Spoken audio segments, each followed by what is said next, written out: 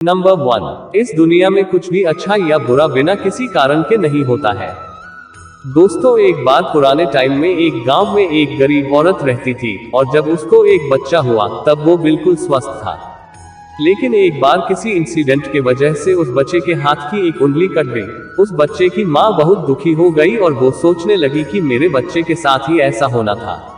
और वो औरत हमेशा भगवान को इस बात के लिए कोसती रहती थी कि पता नहीं भगवान को मेरे से क्या दुश्मनी थी कि मेरे ही बच्चे की उंगली काट ली। समय बीतता गया और उस गांव में एक दिन साधु के वेश में एक मायावी राक्षस आया। वो राक्षस अपनी शक्तियां बढ़ाने के लिए बहुत सारे बच्चों की बलि चढ़ाना चाहता था। उसने उस गरीब औरत के बच्चे को भी किडनैप कर लिया। लेकिन जैसे ही वो राक्षस उस बच्चे की बलि चढ़ाने लगा तो उसको अपनी गुरु के द्वारा बताई गई शर्त याद आ गई कि जिस भी बच्चे की तुम बलि चढ़ाओगे ना, उसके सभी अंग सही सलामत होने चाहिए। और उसके बाद उस राक्षस को मजबूरी में उस कटी हुई उंगली वाले बच्चे को जिंदा छोड़ना पड़ा। उस दिन इस बच्चे के माँ को ये रियलाइज हुआ कि इस दुनिया में जो कुछ भी होता है ना, चाहे वो अच्छा हो रहा है या बुरा हो रहा है, वो कभी भी बिना किसी कारण के नहीं होता है। नंबर 2, आप किसी भी कंडीशन में कर्म किया बिना और उसका फल पाए बिना नहीं रह सकते हैं। दोस्तों, ऐसा हो ही नहीं सकता है कि इंसान का शरीर एक सेकंड के लिए भी बिना कर्म किए रह सके। ऐसा हो ही नहीं सकता कि इस सृष्टि का एक कण एक सेकंड के लिए भी बिना किसी कर्म को किए रह सके। कर्म करना हमारे जीवन का अभिन्न हिस्सा है। दोस्तों, अगर हम सोते भी हैं ना, लेकिन हमारा दिमाग नहीं सोता है। हम सपने देखते हैं, सांस लेते हैं, हमारे शरीर के हर अंग में करोड़ों सूक्ष्म कण अपना काम करने में लगे रहते हैं। हम कर्म किए बिना कभी भी नहीं बच सकते हैं। और ऊपर से भगवान ये भी बोलते हैं कि हमें किसी भी कर्म में बंद कर नहीं रहना चाहिए। दोस्तों, आप कंफ्यूज हो गए ना? देखिए, हम ना किसी भी पल कोई भी काम किए बिना रह सकते हैं और ना ही हमें कर्म में बंद करके रहना चाहिए। कहने का मतलब यह है कि हम जो भी करते हैं वो यह मान करके करें कि करने वाला मैं नहीं हूँ, बल्कि करने वाला तो ऊपर वाला है। मैं तो सिर्फ कारण मात्र हूँ उस काम को करने के लिए। इस काम को मैं नहीं कर रहा हूँ, बल्कि ये काम मेरे द्वारा कराया जा रहा है। और जब हमारी सोच इस लेवल की होगी तो हमें कभी भी कोई भी दुख नहीं मिलेगा, हमें कभी भी पश्चाताप नहीं होगा और ना ही हमें कभी भी घमंड होगा। नंबर 3, आजाद होकर जीने वाला ही वास्तविक मनुष्य होता है। दूसरों के गुलाम रहकर खुश रहने के बजाय आजाद होकर खुद के दुखों का सामना किया जाना चाहिए। भले ही आपके जिंदगी में कितने ही कष्ट क्यों ना हो, लेकिन अगर आप आजाद होना तो आप ही वास्तविक मनुष्य हो। श्री भगवद गीता में गुलामी को मौत से भी बुरा बताया गया है। दोस्तों, इंसान किस किस का गुलाम नहीं है।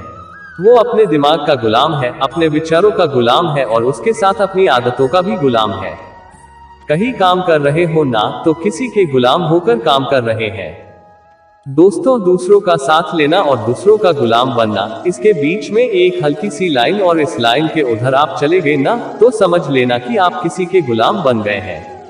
वो लाइन है अपना खुद सेल्फ रिस्पेक्ट। जब तक कोई भी इंसान अपना सेल्फ रिस्पेक्ट के साथ कोई भी काम करता है, तब तक वो आजाद है।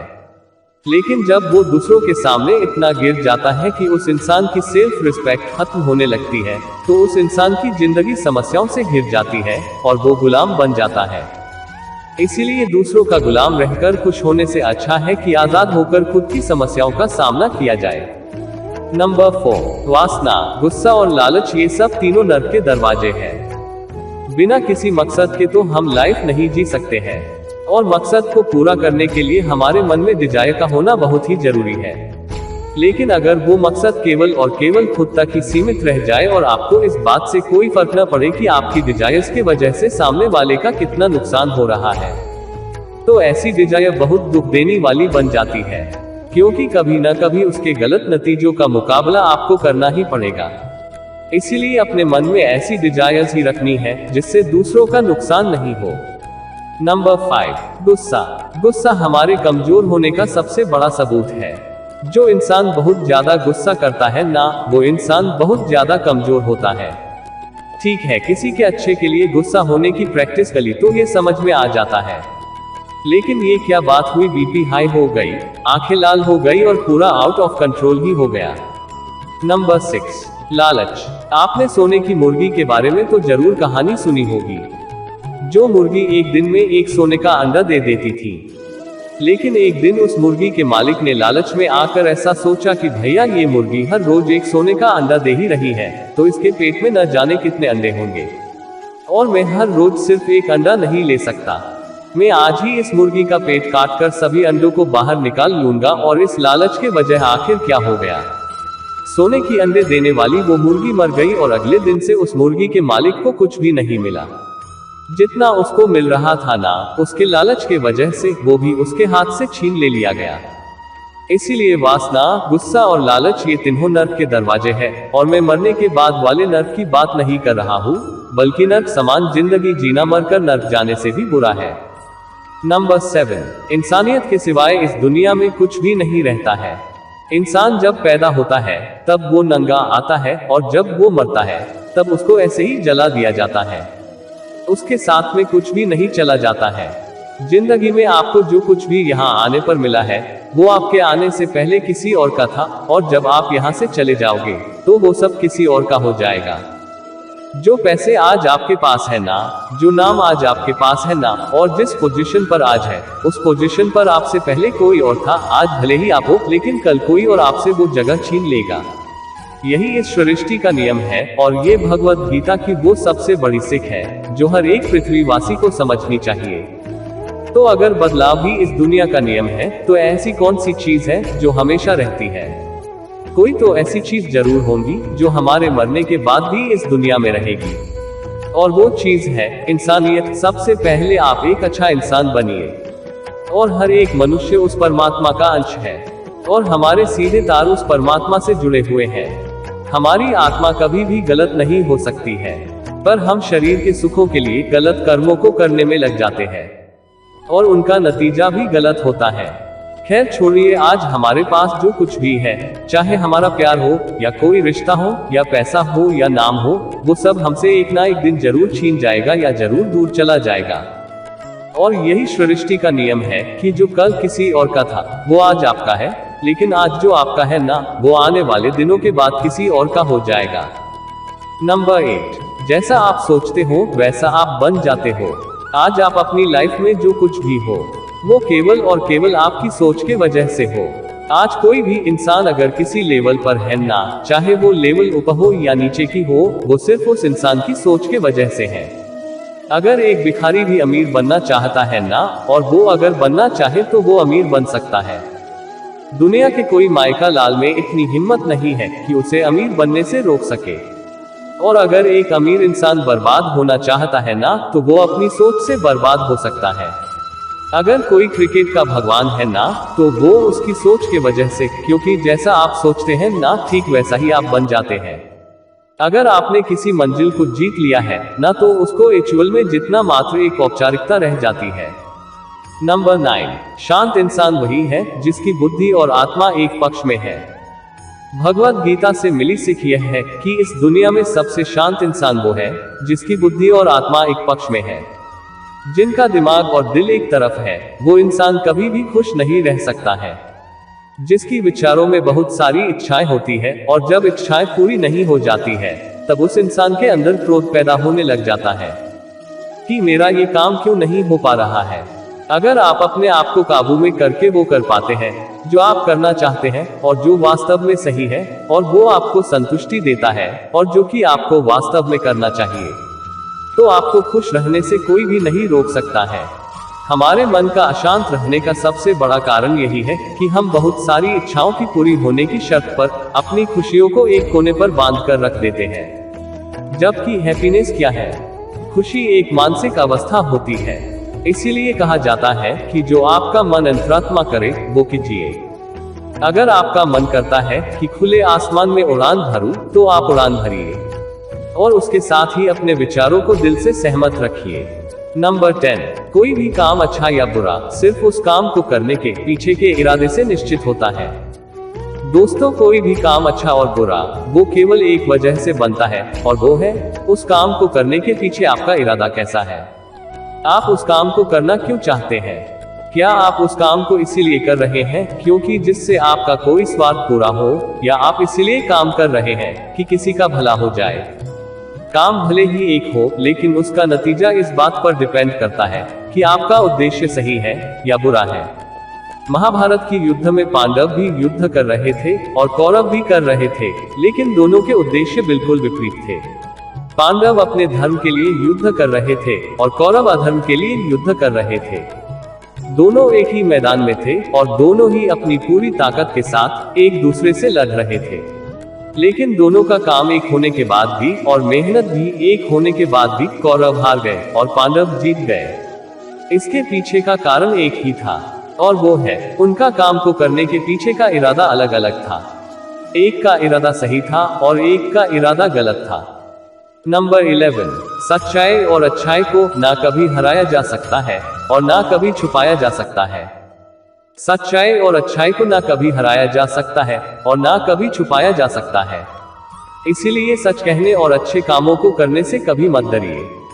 इस विषय में भगवान बुद्ध भी कहते हैं कि सच्चाई और सूरज को ज्यादा देर तक छिपाया नहीं जा सकता है। एक वक्त आने पर इनको दुनिया के सामने आना ही पड़ता है।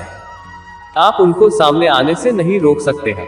इसीलिए अगर आज आप कोई ऐसा काम कर रहे हो जो गलत है और जिसमें झूठ है, तो आपको उस काम को तत्काल ही छोड़ देना चाहिए, क्योंकि किसी न किसी दिन आपकी सच्चाई इस दुनिया के सामने जरूर आएगी।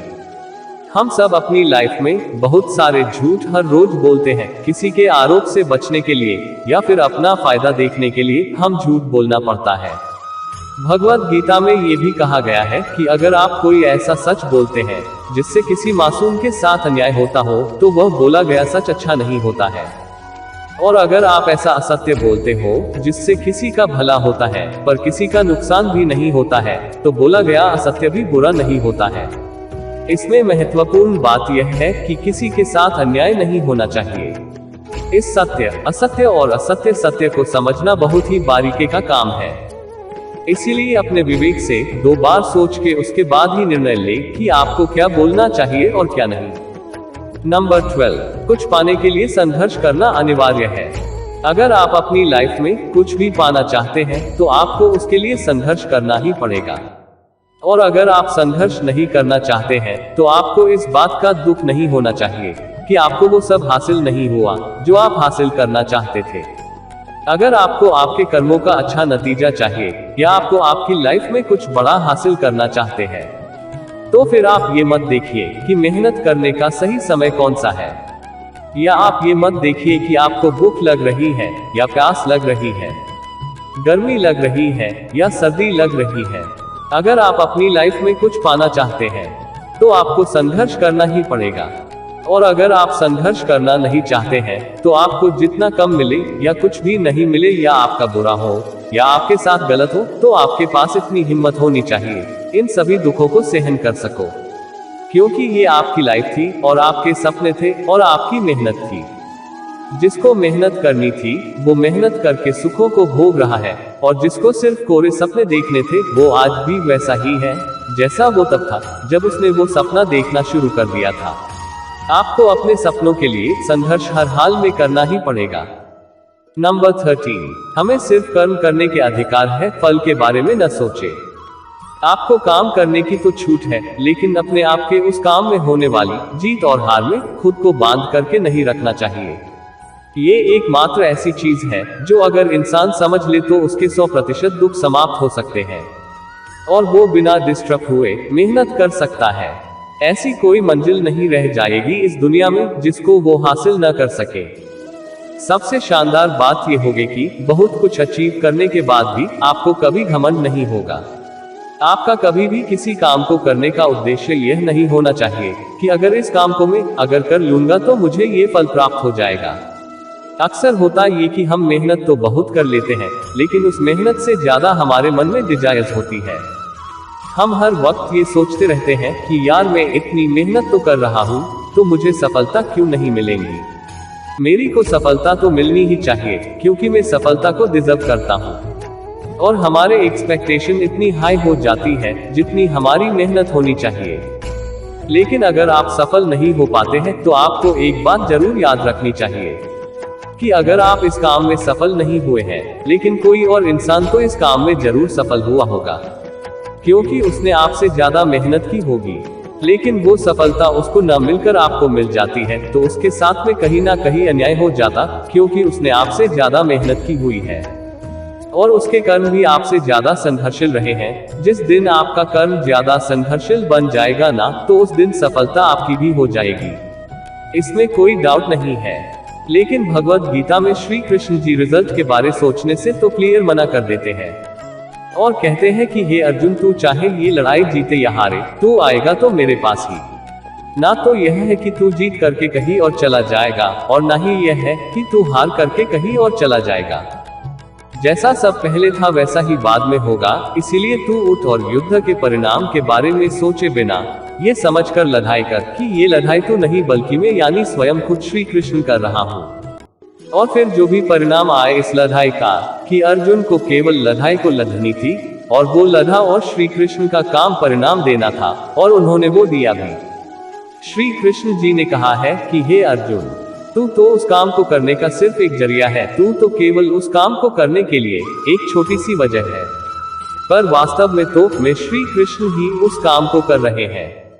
इसका मतलब यह है कि आपको सिर्फ अपने मेहनत पर ही ध्यान देना है। कोई आपको लूजर कहे या आपको एक फेलियर कहे, आपका काम है सिर्फ काम करना, न कि रिजल्ट के बारे में सोचते रहना। नंबर 14, हम सब यहाँ खुद को बेहतर बनाने के लिए आए हैं। इस दुनिया में हम सब अपने आप को पहले से बेहतर बनाने के लिए और कुछ बेहतर सीखने के लिए आए हुए हैं। और जो ऐसा नहीं कर रहा है ना, वो हर दिन मर रहा है। इंसान का नाश दो तरह से होता है, एक तो जब उसका शरीर बूढ़ा हो जाए और रंगों में खून दौड़ना बंद हो जाए और दिल काम करना बंद हो जाए, तो उस इंसान की मौत हो जाती है, जिसको हम सब जानते हैं। लेकिन दूसरी मौत इंसान की तब हो जाती है जब वो अपने मन से हार जाता है और अपने मन में ये बिठा लेता है कि इस काम को मैं नहीं कर सकता। जब इंसान अपने आप को समस्याओं के सामने ऐसा सोचने लग जाता है कि ये समस्या मेरे से बहुत बड़ी है और मैं इनको नहीं कर सकता, और ऐसे ही जब इंसान की हिम्मत मर जाती है, तब वो इंसान जिंदा लाश की तरह हो जाता है। इसीलिए भगवत गीता में कहा है कि हमारी आत्मा हर जन्म में अपने आप को पहले से बेहतर बनाते हुए अपनी यात्रा पे आगे बढ़ती रहती है, और जब उसका एक लेवल आ जाता है तब वो परमात्मा से वापस मिल जाती है। फिर इसके बाद फिर से शरीर को धारण नहीं करती है। अगर हमारी जो उत्पत्ति है ना, वो अगर उस परम पिता से हुई है ना, जिसको हम भगवान कहते हैं या जो कुछ भी कहते हैं। धर्म आपके एक जैसे हो सकते हैं, लेकिन ये सोचिए कि आपको बनाने वाला वो है और वो इतना मजबूत है, तो आप कमजोर कैसे हो सकते हैं। इसीलिए हमें अपने मन से कभी भी हार नहीं माननी चाहिए। नंबर 15, माफ करना महान व्यक्तित्व की निशानी है। इस दुनिया में सबसे हिम्मत वाले और सबसे ज्यादा ताकत वाले वो इंसान होते हैं जो माफ करना जानते हैं। एक बार जरा सोच करके देखिए कि भगवान को कौन सी चीज भगवान बनाती है। श्री भगवत गीता में भगवान श्री कृष्ण जी कहते हैं कि चाहे वो कितना भी पापी इंसान क्यों ना हो, लेकिन अगर वो अपने बुरे कर्मों को करना छोड़कर अच्छे कर्म करना शुरू कर दे, तो उसको वो अपना लेते हैं। यानी कि भगवान इस पूरी सृष्टि के मालिक होकर भी इतने नेक दिल है, और उनके दिल में सबके लिए जगह है और उनके लिए सब सामान है। माफ करना महान व्यक्तित्व की निशानी है, और माफ वही कर सकता है जो सामने वाले के किसी ना किसी नजीरे से बड़ा हो, चाहे वो ऊपर में बड़ा हो, या चाहे वो अच्छे काम करके बड़ा हुआ हो, या चाहे ज्यादा पैसे कमाकर के बाद बड़ा हुआ हो। किसी की गलती होने पर उस पर नाराज होना या उस पर गुस्सा होना बहुत आसान काम है, और ये काम कोई भी इंसान कर सकता है। लेकिन हिम्मत वाले इंसान गलती करने वाले इंसान को माफ करके उसको और एक मौका दे सकते हैं। इस दुनिया में जब कोई इंसान कुछ महान कार्य करता है ना, तो बाकी की दुनिया भी ठीक वैसे ही करती है। मैं आपको एक उदाहरण देकर समझाता हूँ। जब कोई फिल्मी हीरो नई हेयर स्टाइल के साथ आता है, तो वह ट्रेंडिंग में आ जाती है, हर कोई उसकी कॉपी करता है। ताजुब की बात यह है कि ये बात श्री कृष्ण ने महाभारत में कही थी, जो कितने हजारों साल पुरानी बात है। हे अर्जुन, अगर तू ये लड़ाई नहीं करेगा तो हर कोई तुझे और तेरे वंश को गालियां देगा कि अर्जुन कितना कायर था। लेकिन अगर तू अपना युद्ध करके जीत जाएगा ना, तो इससे आगे आने वाली जो दुनिया होगी ना, तो उसमें तू एक एग्जाम्पल सेट होगा, और एग्जाम्पल ये होगा कि धर्म की अधर्म पर जीत हो ही जाती है। और अर्जुन, जो तू करेगा उसकी बहुत बड़ाई होगी, और तेरी आने वाली पीढ़ियां भी ना तेरी तरह ही कर्म करेगी। भगवान श्री कृष्ण के वाक्य में एक और गहरा अर्थ छुपा हुआ है, और वो है कि अगर आप अपनी लाइफ में किसी ऐसे लेवल पर हो जिस लेवल पर जाना किसी सामान्य इंसान के लिए आसान बात नहीं होती है, तो आपको अपनी हाई पोजीशन से इस दुनिया में ऐसे उदाहरण सेट करने चाहिए जिनसे सब लोगों को भलाई हो और सबको एक सही रास्ता दिखे। नंबर 16, लाइफ तब बदलती है जब आप अपने सोचने का तरीका बदल देते हैं। आपकी लाइफ तब बदलती है जब आप अपने सोचने का तरीका बदल देते हैं। जब आप अलग तरीके से सोचते हैं और इन सब चीजों को देखते हैं जो आज आपके पास में है। केवल आपका खुद को देखने और अलग सोचने का तरीका ही आपको सबसे अलग बना सकता है।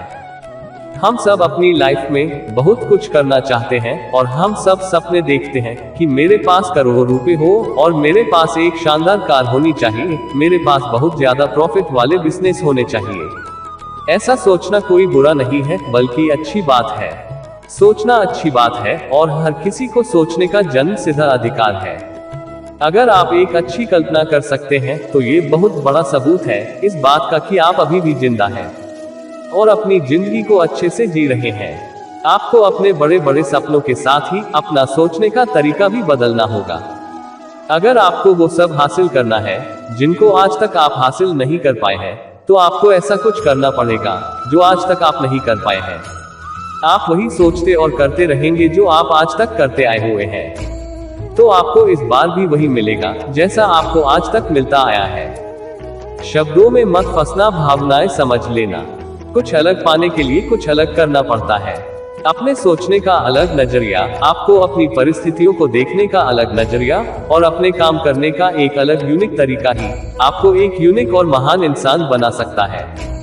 नंबर 17, इस दुनिया में कुछ भी असंभव नहीं है। हमें ऐसा लगता है कि अपने मन को गुलाम बनाना मुश्किल है, लेकिन भगवद गीता में कहा गया है कि इस दुनिया में कुछ भी असंभव नहीं है। हम अपने दिमाग को और अपने विचारों को और अपने आप को खुद के वश में कर सकते हैं, बशर्ते अगर हम ऐसा करना चाहें तो, और अगर इसका अभ्यास करें तो संभव है। जब श्री कृष्ण अर्जुन से कहते हैं कि हे अर्जुन, तुझे अपने मन को काबू में रखकर अभी केवल और केवल अपने युद्ध पर ध्यान देना चाहिए, तो उसके बाद अर्जुन श्री कृष्ण से कहते हैं कि हे भगवान, आपने ये कह तो दिया कि ये मन हर दुख और हर बीमारी की जड़ है, पर ऐसा तो हो ही नहीं सकता कि इंसान अपने मन को पूरी तरह से अपने काबू में कर ले। तो फिर ऐसा कौन सा तरीका है जिससे मैं अपने मन को काबू में कर सकता हूँ? इस प्रश्न पर भगवान श्री कृष्ण जवाब देते हुए कहते हैं कि दुनिया में ऐसा कोई काम नहीं है जिसको कोई इंसान नहीं कर सके। प्रयास हर काम सफल बनाया जा सकता है। अगर कोई किसी पहाड़ को फतह करना चाहता है और अगर वो एक बार में ऐसा नहीं कर पाता है, तो उसको अपनी कोशिश जारी रखनी चाहिए। अगर आप किसी काम को करने में फेल हो रहे हैं और अगर आपको उस काम में सफलता हासिल करनी है, तो आपको अपनी फेल होने की दर बढ़ानी होगा।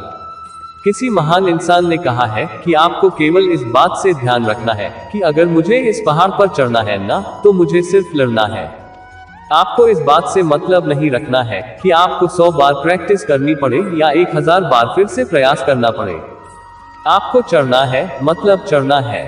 और जब आप प्रैक्टिस करेंगे तो ये मन के विचारों वाला पहाड़ है ना, उसको भी आप घुटनों तले ला देंगे। भगवान श्री कृष्ण जी कहते हैं कि अभ्यास से सब कुछ संभव है, चाहे वो कोई काम हो या मन को काबू में करना। नंबर 18, जिसकी शुरुआत होती है उसका अंत भी जरूर होता है। इस दुनिया में हर वो चीज जिसकी शुरुआत होती है उसका अंत कभी ना कभी जरूर होता है, और जब किसी भी चीज का अंत होता है, ठीक वहीं पर एक नई शुरुआत भी होती है। ये चक्र कई अनंत सदियों तक ऐसे ही चलता आया है और ऐसे ही चलता रहेगा। जब तक ये कायनात रहेंगी तब तक ये चक्र ऐसे ही चलता रहेगा। चक्र होती ही है ऐसी चीज जो कभी खत्म नहीं होती है। आज आप खुश हो, कल आप थोड़े ठीक रहोगे, उसके बाद थोड़ा दुख मिलना शुरू हो जाएगा और इसके 3 दिन बाद आप पूरी तरह से दुखी हो जाओगे। फिर उसके बाद फिर आपके पास उम्मीद की किरण आएगी और आपको बेहतर महसूस होना शुरू हो जाएगा। आपको ये लगने लगेगा कि आपका अच्छा वक्त आने लगा है और आपको सुख मिल रहा है। एक समय आने पर आपका वो प्लेजर भी पिक पर होगा, लेकिन वहां पर भी आप कुछ पल के लिए ही रुकेंगे। पहाड़ की चोटी पर जाने के बाद वहां से केवल नीचे आने का ही रास्ता बचता है और आपके सुख कम होने लगते हैं। फिर आप नीचे आएंगे और फिर आप ऊपर चढ़ेंगे। हर वो चीज जिसकी शुरुआत होती है उसका अंत होना निश्चित है, चाहे वो हमारा शरीर ही क्यों ना हो। और हर वो चीज जिसका अंत होता है उसकी कभी न कभी शुरुआत जरूर होती है, चाहे उसको उम्मीद ही क्यों न कहते हो। इसीलिए सुख और दुख की फीलिंग्स के चक्कर में मत फंसना और हमेशा शांत रहने की कोशिश कीजिए, चाहे कितना ही सुख हो और चाहे कितना ही दुख क्यों ना हो। शरीर से बड़ी हमारी इंद्रिय और इंद्रिय से बड़े विचार और विचारों से बड़ी हमारी बुद्धिमानी और हमारी बुद्धिमानी से बड़ी हो उसको आत्मा कहते हैं। हमारे शरीर से बड़ी हमारी इंद्रिय होती है और इंद्रिय से बड़े हमारे विचार होते हैं और हमारे विचारों से बड़ी हमारी बुद्धिमानी होती है और हमारी बुद्धिमानी से भी ऊपर हो उसको आत्मा कहते हैं। ये सीख आपको आध्यात्मिक लगती होगी, लेकिन मैं आपको इस तरीके से समझाने की कोशिश करूंगा कि आपको ये समझ में आए और आपके आज की लाइफ पर आप इसे अप्लाई कर सको। श्री कृष्ण भगवद गीता में कहते हैं कि हमारा शरीर तो सबसे नीचा है। जो लोग अपने शरीर और उसके प्लेजर के बारे में ही सोचते हैं, उस इंसान का लेवल सबसे नीचे रहता है। उससे ऊपर उठकर अपने विचारों में जीता है तो वहां से बहुत चांसेस होते हैं कि वो इंसान कुछ ऐसा सोचे कि जिससे उसकी लाइफ पूरी तरह से बदल जाए और वो इंसान कुछ बड़ा काम कर जाए। जो इंसान अपने विचारों से भी ऊपर उठकर इंटेलिजेंस लेवल पर आ जाता है तो वह अपने इंटेलिजेंस से अपने विचार और अपनी डिजायर्स और अपनी बॉडी को कंट्रोल में कर सकता है। जो इंसान स्पिरिचुअल लेवल पर आ जाता है ना, जैसा कि भगवत गीता में श्री कृष्ण जी कहते हैं कि कर्म तो कर लीजिए लेकिन ये सोचकर मत करें कि ये कर्म मैं कर रहा हूँ, बल्कि ये सोचकर कर्म कीजिए कि भगवान मेरे द्वारा कर्म करवा रहा है। जब इस तरह से सोचने लग जाओगे तो आप इंटेलिजेंस लेवल से भी ऊपर चले जाओगे। नंबर 19, खुश रहना या दुखी रहना ये सिर्फ आपकी मानसिक अवस्था है। खुश रहना या दुखी रहना ये आपकी एक मानसिक अवस्था है और इसका बाहरी दुनिया से कोई लेना देना नहीं है। ये खुशी और दुख जैसे मान लो कि ये दो कुएं हैं, यहाँ पर आपकी मर्जी है कि आप कौन से कुएं में रहना चाहते हैं। अगर आप खुशी वाले कुएं में हैं ना, तो कोई आपको कितना ही दुखी करने की कोशिश करे, पर ये आप पर निर्भर है कि आप खुशी वाले कुएं से बाहर निकलना चाहते हैं या नहीं। दोस्तों, अगर आप दुख वाले कुएं में नीचे गर्दन करके ये मान करके बैठे हुए हैं कि आपको तो दुखी ही रहना है, तो आपको इस दुनिया का सबसे बड़ा मोटिवेटर भी आपको हैप्पीनेस नहीं दे सकता है। खुश रहना और दुखी रहना ये दोनों आपकी चूजर्स है। आप जैसा रहना चाहते हैं वो आपकी मर्जी है। नंबर 20, हमारा सबसे बड़ा शत्रु हमारा मन ही है और सबसे अच्छा मित्र भी हमारा मन ही है। इस दुनिया में हमारा सबसे बड़ा शत्रु हमारा मन है और सबसे अच्छा मित्र भी हमारा मन ही है। 21, हमारा सबसे बड़ा शत्रु हमारा मन है और अगर आप अपने मन को वश में करते हैं तो यह आपके लिए एक मित्र समान कार्य करेगा। और अगर आप अपने मन पर नियंत्रण नहीं रख पाते हैं तो आपका मन आपका सबसे बड़ा शत्रु बन सकता है। एक बार जरा सोचिए कि हर इंसान मेहनत क्यों नहीं कर पाता और हर इंसान सफलता और खुशी को क्यों नहीं हासिल कर पाता है। क्या आप इस बारे में जानना चाहते हैं? क्योंकि हर कोई अपने मन को काबू में नहीं कर पाता है। ये मन हमारा सबसे बड़ा शत्रु है। अगर ये हमारे नियंत्रण से बाहर चला जाए तो, और ये एक ऐसी चिड़िया है जिसको पकड़ने में अच्छों के पसीने निकल जाते हैं। अगर हम चाहे तो अपने मन को सबसे बड़े और अच्छे मित्र में बदल सकते हैं। हम अपने मन को काबू में करके उन सब कामों को बेहतर ढंग से कर सकते हैं जिनको हमें करने में मजा नहीं आता है, लेकिन जिनको करना हमारे लिए बहुत जरूरी होता है। जी हाँ, मैं बात कर रहा हूँ अनुशासन की। अगर हम अनुशासित रहते हैं तो हमारे लिए इस दुनिया में कुछ भी पाना मुश्किल नहीं है। नंबर 21, हमारी जिंदगी ना तो पास्ट में है और ना ही फ्यूचर में है। हमारी लाइफ ना तो पास्ट में है और ना ही फ्यूचर में है। हमारी लाइफ है ना तो केवल सिर्फ वर्तमान में है। हम अपने पास्ट को याद तो कर सकते हैं और उसमें किए गए कर्मों के फल को भुगत तो सकते हैं। केवल आज तारीख में जो काम हम कर रहे हैं उसका फल स्वरूप हमारे भविष्य में हमारे सामने वो खड़े होंगे। इसीलिए हमारा उद्देश्य ये होना चाहिए कि हम आज अपने वर्तमान के काम में मन लगाएं, क्योंकि जो भी काम हम अपना मन लगाकर करते हैं वो एक बीज की तरह होता है और ये कर्म का बीज है ना, वो पनपता जरूर है। अब वो डिपेंड करता है कि वो बीज कैसा है। उसी हिसाब से कभी कभी जल्दी और कभी कभी लेट उसका पेड़ जरूर बनता है, लेकिन बीज से पेड़ जरूर बनता है। हमारे नाम से इंसान बड़ा या छोटा नहीं होता है, बल्कि उसके काम से होता है। उसके द्वारा किए गए कर्म ही उसको अच्छा और बुरा बनाते हैं, और इंसान की पहचान उसके नाम से ज्यादा उसके काम से होती है। इसीलिए इंसान को बड़े बड़े काम करना चाहिए। दोस्तों, उम्मीद है आप सभी को गीता सार पसंद आया होगा और आपकी लाइफ को पहले से बेहतर बनाने में इसकी थोड़ी बहुत भूमिका तो जरूर रहेंगी। मेहनत करते रहिए और लाइफ में आगे बढ़ते रहिए, और एक समय बाद देश में अपना ही नहीं बल्कि इस दुनिया में देश का नाम रोशन कीजिए।